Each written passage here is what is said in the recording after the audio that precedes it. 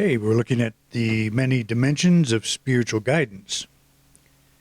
And this might seem like a little bit of an odd title because when we think of spiritual guidance, we think of one dimension. We think of spiritual guidance. We think of that coming from one source. So we're going to look at it in a little bit different way today. It's not really different than what we are all familiar with, but just a good reminder, I think, of how to think of spiritual guidance. We all need it. We all ask for it. You know, we're all living on this planet. Sometimes we feel like we're wearing blinders, groping our way through and trying to figure out what to do. And so we affirm guidance in ways that help open our minds to it. In both the Old and New Testaments, spiritual guidance comes in the form of God speaking directly, angels delivering messages, dreams imparting specific information, or prophets passing on their direct revelations. For most of us, we're left to wonder what the tea leaves are trying to tell us. So we don't get a direct message often when we're asking for guidance. And we kind of wonder, I wonder if what this means, if what that means, you know, this thing happens, that thing happens, and we kind of try to sort through all of the stuff, and we think we compare maybe the kind of guidance we would like to get to what we're familiar with in the Bible. You know, Joseph was going to put his fiancée away when she discovered she was pregnant. And how did that guidance come to him? You know, it came in a dream, and it was quite clear.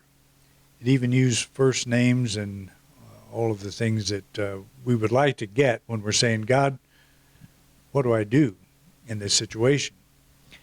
And I don't know about you, but I haven't had too many direct conversations like that were that clear. And the Bible is full of those things. Somebody said about 40% of Bible communications or communications we see in biblically are through dreams. Remember, Jacob had the dream of the angels going up and down the ladder, Jacob's ladder. Very clear guidance. He was scared to death. You know, he was out in the middle of what he thought was no place. And he has this dream that says you're in the presence of God now. You know, you're not out of the presence like you've been trained to believe. And so it comes in that way, and we would love to have that, and I'm sure it happens with all of us. You know, we all get those kinds of dreams, very vivid dreams, and just very strong hunches to go certain directions. What we have to keep in mind, in truth, it is probably no different today than it was in those ancient times. We should remember that the biblical writers had the advantage of reporting after the fact. That is, they were looking in the rearview mirror of history. And, you know, it's a very different thing when you're writing about how Israel was guided, how some famous character was guided. And they may report dreams. We all know the story of Constantine, you know, how he had the dream of the cross. He was told to put a cross on the shields of his soldiers that were going into battle, and they won the battle, and so he converted it into Christianity. And, you know, that Christianity started becoming recognized as a legitimate religion. And that's not entirely true. When you really get into that story, it's not quite that cut and dried, but that's how we're given things like that. He had this dream, and Christianity started the next day. And it wasn't really like that, but much more complicated.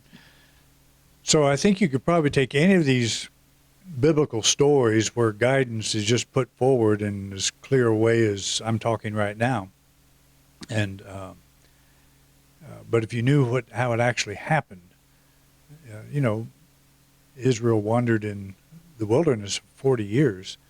I don't call that really good guidance. You know, it's you're out there groping through the starving to death half the time and trying to find your way through.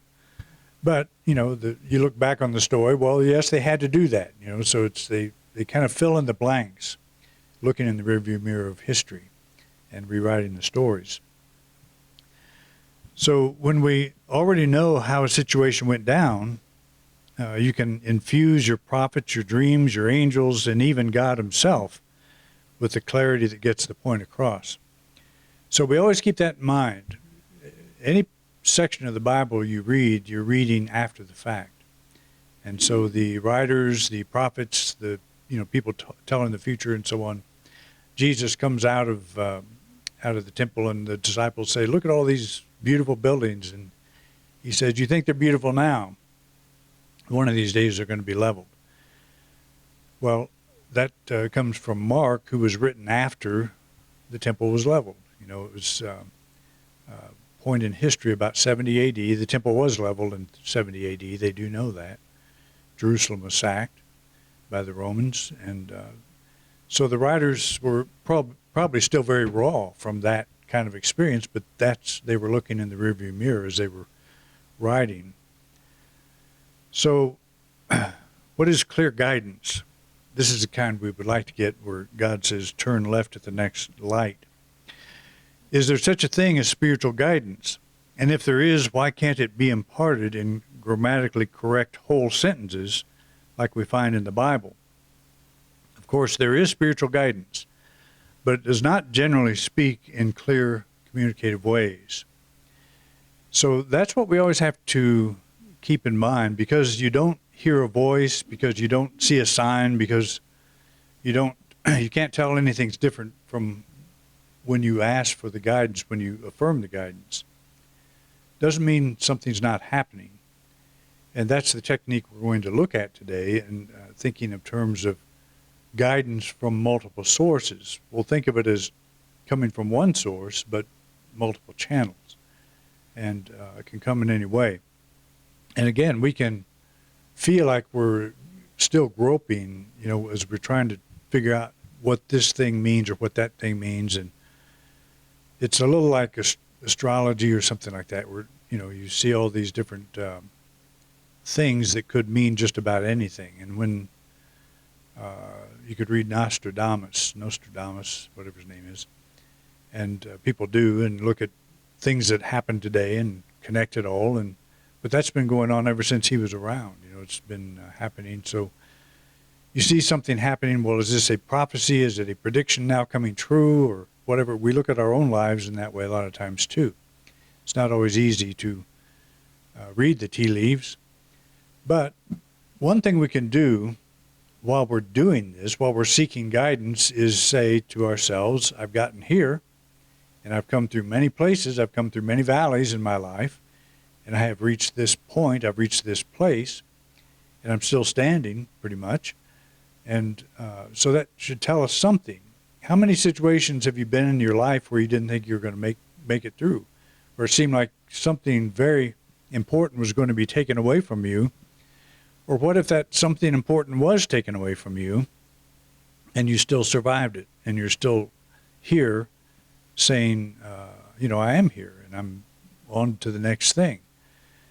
And life really seems to be that. It's a lot of taking things on and losing things. It's both things. It's a flow, and it's like the river that carries things past us. We watch things go by, and that we say, I want to keep that thing, but the river carries it off at some point. So nothing's really permanent while we're on this planet. And maybe some of our guidance, we're asking for permanence when we should be asking for release, letting go of the particular view we have in mind this moment. We're looking for God to tell us to turn left, and maybe we feel like we should turn right. It may come in guidance may come in a dream. We may have a hunch, a feeling that we should be or should not be doing, should do or not believe a thing. We may see a billboard that says, just do it, and because of the exact timing, it's as if the heavens have opened. Have you ever had that kind of experience where you see something that just seems to match your kind of an answer that you're looking for, and it just seems very right? How many times have you picked up a book or a Bible, opened it up, and your eye fell right on the right passage, that you needed. That's a form of guidance. But what is that? You latch onto that because you already believe that's what you want. You resonate with that. It's and that tells us that our guidance is already within us. It's that spiritual hunch, that feeling that we have. And that's what we're going to shoot for here today. Every step I take is the right step. Every decision I make is the right decision. Every person I meet brings something important. Every place I go has something special to offer. Such an attitude prompts me to develop situational awareness for the solution to my problem. So instead of asking for guidance, what we want to do is assume that we're already being guided, that everything we're doing is the right thing. Every person that comes into our life has something, and we may not know exactly what that is, but we listen. We are more tuned in to things. Every bird that flies by, has some message. I was feeling, as a kid, I was feeling lost over something. I don't know what. Well, I probably lost a girlfriend or something. But I was painting a house, and I had the ladder up against the edge of the roof. I was painting the band around the roof, and I heard a little flutter, and I looked up, and there was a white pigeon sitting 2 feet in front of my face. And I thought, that must be a sign of some kind, because that just never happens. And I didn't tell her this, but I have my friend Lasagna in South Africa said she had a very similar experience. I didn't tell her about my experience, but that a white pigeon started showing up, to fly into the yard and all that. And there's just something, when you see something like that that's unusual, it's a way to say, that's, a sign. It's something is happening. Something's listening to me. And it's showing me that here's this event. I think there's kind of a thought that if you see a feather, what is that? You see a feather, that's supposed to be guidance of some kind of sign? Yeah. Well, I see them flying out of my comforter all the time, so that must be a good must be a good sign. That's why we're here. That's led us to this place. But we can use those things, and they are encouraging. But we should not get discouraged if we don't see signs. If we don't see things like this. But I can think of several times where things like that happened, where maybe somebody said just the right thing. Or my first experience in Unity was in Dallas, Texas, and a friend invited me. I've told you this. But he didn't show up. But I went in anyway. I waited for a long time, and I was scared to death. I'm just thinking, these people, what if I get sacrificed or something? I don't know what they do in this building. But so I stood out in the parking lot for a long time waiting, and he never showed up. So in a sense, that was kind of a sign to me. I took it as that he got me there. And I was that close, so I went on in, and it was a life changer. So it's like, and I never saw him in church ever, but he was part of it. But he invited me to that place, and if I hadn't been there, I wouldn't have gone into that church. But I was there. I was familiar with Unity, just not the church side of it. And I went back a couple of years ago and spoke at that church again on Forest Lane in Dallas. Told them about that story and how that all happened and how that was my first experience. And just kind of a big circle, come around and spent years in ministry, go back and speak at that place. They had moved their sanctuary. They built another sanctuary, but so it looked different. But the place I was going, the sanctuary at the time was their fellowship hall. And there was 1,000 people on Sunday morning every week, so it was quite an enterprise. But you think nothing's happening in something like that, and then when you look back, see, I'm like the Bible writer. I could look back and say God took me there, and this guy didn't show up, but it was all in God's plan. And in a sense, I believe that's true, because you're looking for something, you're open to something. Sometimes you don't even know you're looking for it. Something like that happens and a connection is made, and that's guidance. So it's like soul level guidance. So in a case like that, I could say every step I take is the right step. Every person I meet is the right person. You know, the person I met that introduced me to a Unity church didn't show up, but he was still the right person because he got me there. And that has nothing, how it plays out has nothing to do with, you know, the bigger picture, what happens. So we can rewrite our history in that way, but we can also see it as divine guidance in action. You just can't always tell. I can tell you that when I was standing in the parking lot waiting, I was a little bit miffed, you know, not thinking, isn't this wonderful guidance I'm receiving? It was like, where is this guy? You know, where is this, my friend? You know, he's not here. But so sometimes you do have to stand back and look at how did the thing play out, and that's when you see. So how much better it would be if I was standing in the parking lot saying, well, he's not here, but I must be here for a reason. You know, that's kind of a different spin on the way we would think of it. Every step I take is the right step. Every place I go is the right place. Every person I meet's the right person. It's an attitude of not, God, please guide me, but I am being guided right now. And that's what happened with my discovery of the book Lessons in Truth in Public Library in St. Joseph. It happened with her, with meeting her. It was, it's happened several times in major ways, and it's always funny because it's usually you have to look back and see that it makes sense, because it doesn't make sense a lot of times at the time, which is why it's good to have that attitude. Whether it makes sense or not, I'm being guided.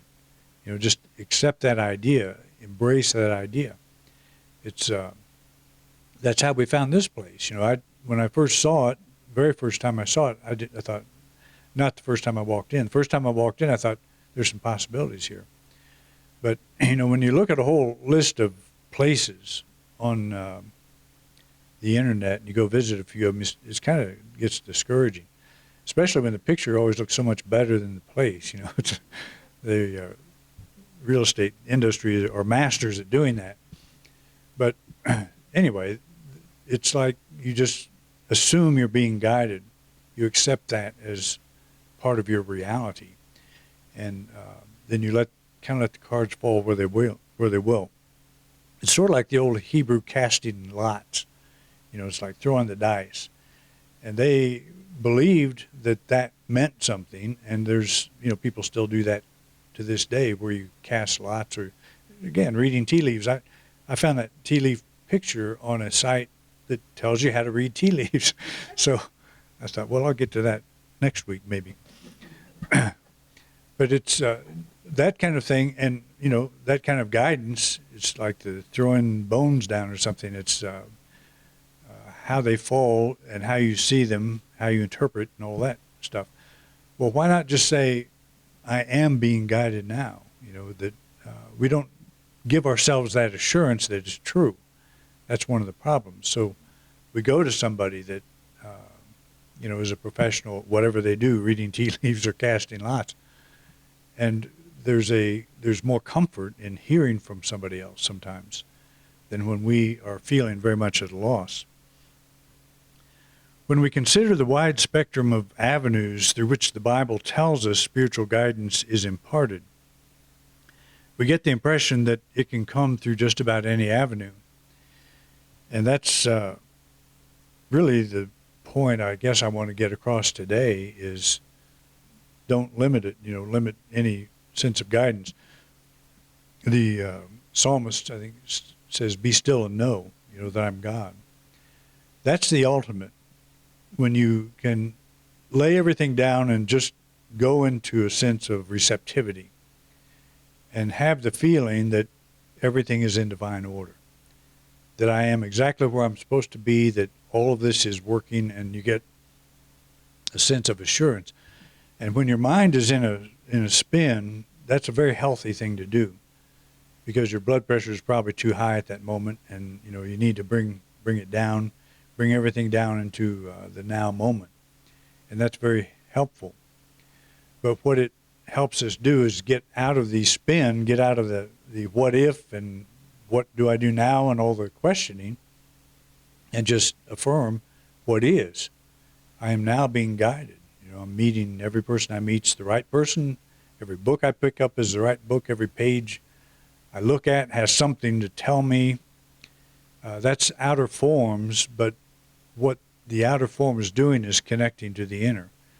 We recognize in the outer what is happening on the inner, and that's where the connection is made. So sometimes it's easier to trust the outer more than it is the inner, until we make the connection and we say, that's exactly what I need. And it's because I can't say that I've always known what I needed. It just, I think I know what I need, but like I have said before, if I got everything I thought I needed, I would have died a long time ago of a sugar overdose in a candy store. You just want that, you think that's what you want, but it'll probably kill you if you do it for too long. So it depends on where you are. So a mature spiritual approach is what we're after. And that is, guidance can come through any outer form. There's no limit to how that can occur. But that inner connection, just the fact that I'm saying right now I'm being divinely guided, that's the spiritual connection. That's the acknowledgement.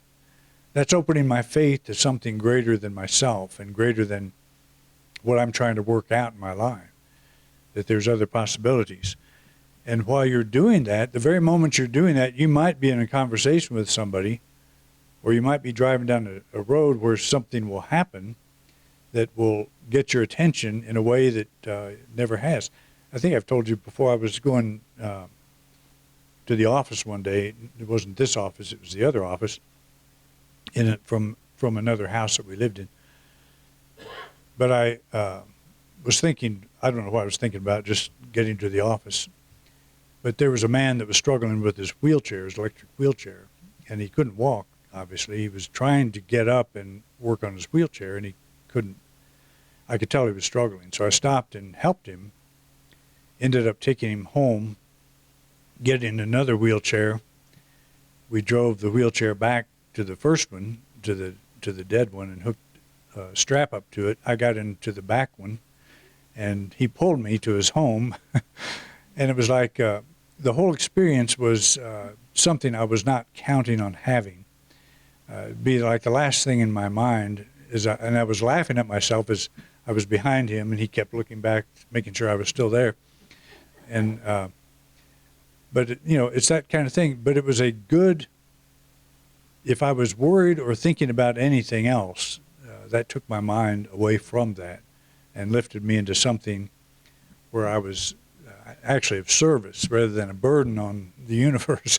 I was being of service to that person, and it was just a very deep, warm feeling, and completely unexpected. So if I was saying, God, give me some experience or show me some guidance of why I should be happy today, why I should feel good today, that would not be something I would make up or pray for. Please, God, let me see a broken down wheelchair today so I can help the person that's working, trying to get it going. And I'm not saying that to show you what a wonderful person I am. I'm actually telling you that to show how off I get sometimes, looking for one thing and you find another. That's called serendipity.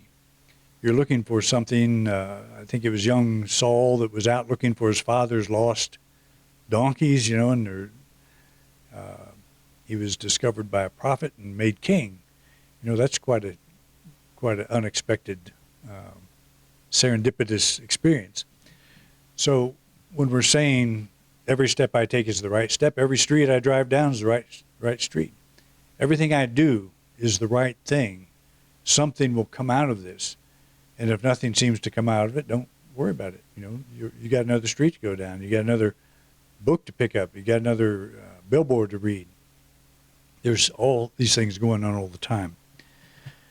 This suggests that the healthy way to think of spiritual guidance is to expect you are now receiving it, but do not limit the way in which it might come. And that's probably the thing we do most often. We have the answer in mind when we're asking for guidance. And so can we say, God, guide me, I'm now being guided, but it may not turn out like I expect? Are we able to say that? This or something better? And that's the something better may not look like something better at the moment. It may look like something less. It may look like you got stood up in the parking lot. It may look like you don't know exactly how to fix a broken wheelchair. The initial reaction may not be, this is the something better I was looking for, until after it's over and you think about what happened. You think about the benefit of whatever you got from that. More than likely, the heavens will not open with choirs of angels singing your answer. You may just suddenly realize the answer you seek has been staring you in the face and you didn't see it. A good night's sleep may give you the clear mind needed to work out the issue, or an idea may form that points you to your answer. It can come in the flash of a thought. You can be working on something or thinking about something. Somebody can just say something very simple that can get your thought into a little bit different slot, and you go down that way and see things from an entirely different point of view. But I always think about this idea that right now, when will the universe become unlimited? Like it's already that way. So what is the limitation? Where is the limitation? And that would be like here, between my ears. The way I'm seeing life, the way I'm seeing my experience now.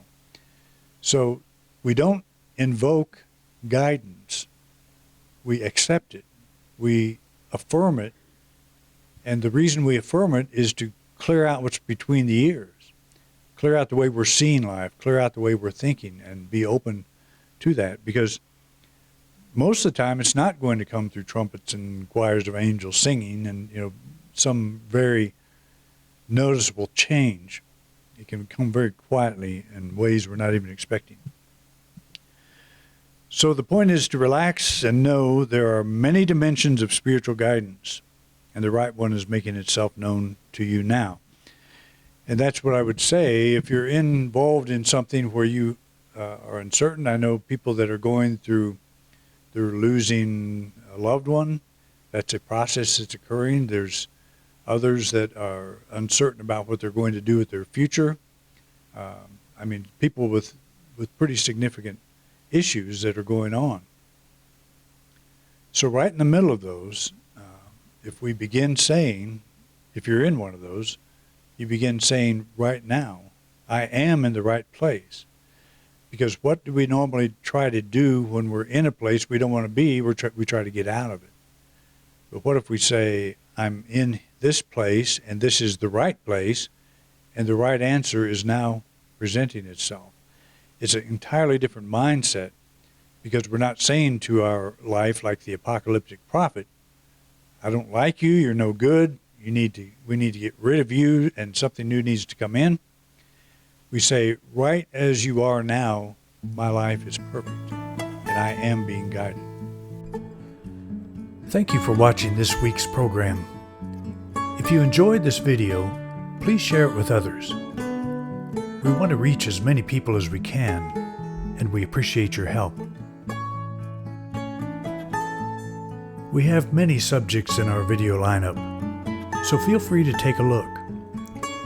If there's a topic you don't see and would like me to address, just put it in the comment section. I'd love to know what's on your mind.